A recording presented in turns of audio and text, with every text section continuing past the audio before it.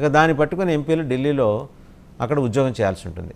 అంటే అది ఆల్మోస్ట్ ఇంత ప్యాక్డ్ ఎక్సర్సైజ్ అయితే వాళ్ళకి రెడీగా ఉంది. ఎంపీ అయ్యాం కదా ఏదో అయిపోయింది ఇక్కడతోటి అని అనుకోవటానికి లేదు. రాష్ట్రానికి నిధులు తీసుకురావాలి, ఇది ప్రైమ్ గోల్. ఇక రెండో అంశం ఏంటంటే కుమారస్వామి గారు 2 నెలల్లో ఎంతో టైం అడిగారు దీని మీద సమగ్రంగా అధ్యయనం చేయాలని చెప్పేసి. సో నిన్న ఆయన మీడియాతో మాట్లాడుతూ కంగారు పడాల్సిన అవసరం లేదన్నారు, కానీ క్లారిటీ ఇచ్చే ప్రయత్నం చేయలేదు. ఎవరు కంగారు పడాల్సిన అవసరం లేదు, ఇప్పుడు కేంద్ర ప్రభుత్వం దాని మీద ఆలోచన చేయాలి.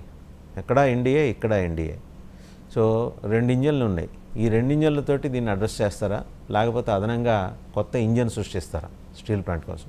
ఈ అంశాల మీద బిగ్ డిబేట్లో మనతో పార్టిసిపేట్ చేస్తున్నారు సిహెచ్ కృష్ణాంజనేయులు గారు, పొలిటికల్ అనలిస్ట్, సీనియర్ జర్నలిస్ట్. నమస్తే కృష్ణాంజనేయులు గారు. అలాగే రామ్ కుమార్ గారు, బీజేపీ అధికార ప్రతినిధి. నమస్తే రామ్ కుమార్ గారు. పాదయాత్ర వెంకటేశ్వర రెడ్డి గారు, వైసీపీ అధికార ప్రతినిధి. నమస్తే వెంకటేశ్వర రెడ్డి గారు. అలాగే వివేక్ బాబు గారు, జనసేన అధికార ప్రతినిధి. నమస్తే వివేక్ బాబు గారు.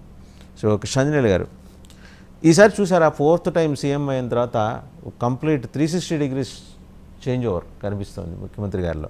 ఆయన ఖచ్చితంగా ఒక డెలివరబుల్ అనే అంశం మీద మాట్లాడుతున్నాడు వాళ్ళ ఎంపీలతోటి. ఎందుకంటే this is high time for him. చరిత్రలో నిలిచిపోవాలి. ఒక వాసిరెడ్డి వెంకటాద్రి నాయుడు ఒకప్పుడు అమరావతిని రాజధానిగా చేసుకుని ఎలా నిలిచిపోయారో ఒక చంద్రబాబు నాయుడు గారు అలా నిలిచిపోవాలి. ఇది ఆయన ముందున్న గోల్. జనం కోసం ఏదైనా చేయాలనే తపన.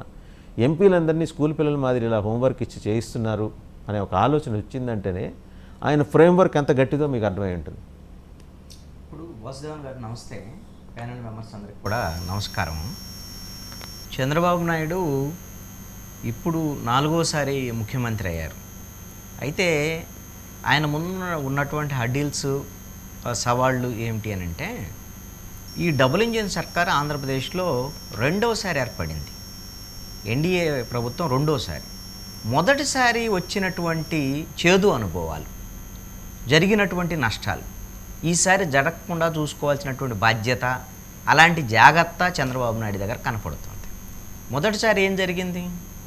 అమరావతి, పోలవరము, రాష్ట్రానికి రావాల్సినటువంటి ప్రత్యేక హోదా, విభజన హామీల విషయంలో కేంద్ర ప్రభుత్వం మోసం చేసింది, నరేంద్ర మోడీ మోసం చేశాడు, ఆంధ్రప్రదేశ్ని దగా చేశారు అని ఆ రోజున కేంద్ర ప్రభుత్వం మీద పోరాటం చేయాల్సినటువంటి పరిస్థితి వచ్చింది. ఇప్పుడు మళ్ళీ అలాంటి పరిస్థితి రాకుండా ముందు జాగ్రత్తగా కేంద్రం నుంచి మనకు రావాల్సినటువంటి పూర్తి సహకారాన్ని పొందటం కోసం ప్రయత్నాలని చంద్రబాబు నాయుడు ప్రారంభించారు. ఇప్పుడు ఉన్నటువంటి పరిస్థితుల్లో ఆంధ్రప్రదేశ్ ప్రభుత్వం ఏదైతే మొన్న సూపర్ 6 హామీలు ఇచ్చారో, సంక్షేమ పథకాలు కానివ్వండి, దానికి అదనంగా రాజధాని, నిలిచిపోయినటువంటి రాజధాని అమరావతి, పోలవరాన్ని పూర్తి చేసుకోవాల్సినటువంటి పరిస్థితులు, మిగతా అంశాలు ఏదైనా సరే ఆర్థిక పరమైనటువంటి అంశాల్లో ఆంధ్రప్రదేశ్ ముందుకు వెళ్ళాలంటే కేంద్ర ప్రభుత్వ సహకారం లేకుండా సాధ్యమయ్యే పని కాదు. మరి కేంద్ర ప్రభుత్వం సహకారం అందిస్తుందా లేదా అనేది మనం భవిష్యత్తులో చూద్దాం. ప్రపోజల్స్ అయితే మొన్న చంద్రబాబు నాయుడు ఢిల్లీకి వెళ్ళారు, ప్రధానమంత్రి నరేంద్ర మోడీ, అదేవిధంగా కేంద్ర మంత్రి అమిత్ షా, మిగతా మంత్రులందరినీ కూడా కలిసి మనకు రాష్ట్రానికి కావాల్సినటువంటి కీలకమైనటువంటి ప్రతిపాదనలన్నీ కేంద్ర ప్రభుత్వం దగ్గర ఉంచారు. అయితే మరి వాటిని ఫాలోఅప్ చేసేటువంటి బాధ్యత ఎవరిది? అందుకనే మీరు చెప్పినట్టుగా ఇందాక ఎంపీలకు సంబంధించినటువంటి ఒక కీలక బాధ్యతనే వాళ్ళకి అప్పచెప్పారు. ఎందుకోసమనంటే లావు కృష్ణదేవరాయలు ఆయన మంచి చదువుకున్నటువంటి వారు, ఇప్పుడు 2వసారి ఎంపీ అయ్యారు.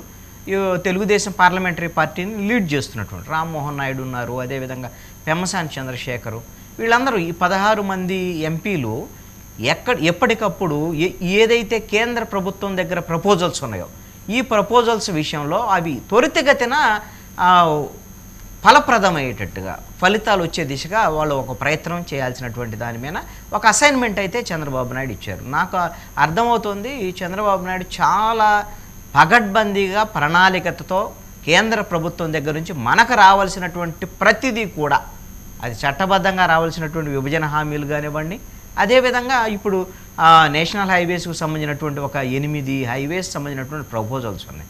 అదేవిధంగా అమరావతికి సంబంధించినటువంటి ఔటర్ రింగ్ రోడ్డుకు సంబంధించినటువంటి దాని మీద కేంద్ర ప్రభుత్వం నుంచే సహకారం వచ్చేటువంటి పరిస్థితులు ఉన్నాయి. అదేవిధంగా పోలవరానికి సంబంధించినటువంటి కూడా సానుకూలమైనటువంటి పరిస్థితి కేంద్ర ప్రభుత్వం దగ్గర నుంచి కనపడుతుంది.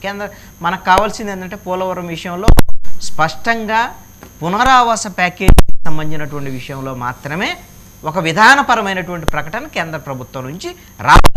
అది ఎప్పుడు వస్తుంది అనేటువంటి దాని మీద ఆంధ్రప్రదేశ్ ప్రజలందరూ ఎదురు చూస్తున్నటువంటి పరిస్థితి. చంద్రబాబు నాయుడు అయితే మాత్రం ఒక స్పష్టమైనటువంటి ఆలోచనతో మరి కేంద్ర ప్రభుత్వం దగ్గర కూడా గతంలో ఉండేటువంటి పరిస్థితి ఇప్పుడు పునరావృతం అవుతుందని నేను అనుకోను. ఎందుకంటే ఆ రోజు ఉన్నటువంటి నరేంద్ర మోడీ, ఈ రోజు ఉన్నటువంటి ఎన్డీఏ ప్రభుత్వ తీరు, ఆంధ్రప్రదేశ్లో ఉండేటువంటి 21 మంది ఎంపీల మీద మాత్రమే ఆధారపడి మూడవసారి ప్రధానమంత్రి కుర్చీలో కూర్చున్నారు నరేంద్ర మోడీ. ఈ విషయాన్ని ఆయన గుర్తుపెట్టుకొని ఆంధ్రప్రదేశ్ ప్రజలు వాళ్ళకి ఇచ్చినటువంటి అవకాశం, నరేంద్ర మోడీకి ఇచ్చినటువంటి అవకాశం, ఎన్డీఏ ప్రభుత్వానికి ఇచ్చినటువంటి అవకాశం.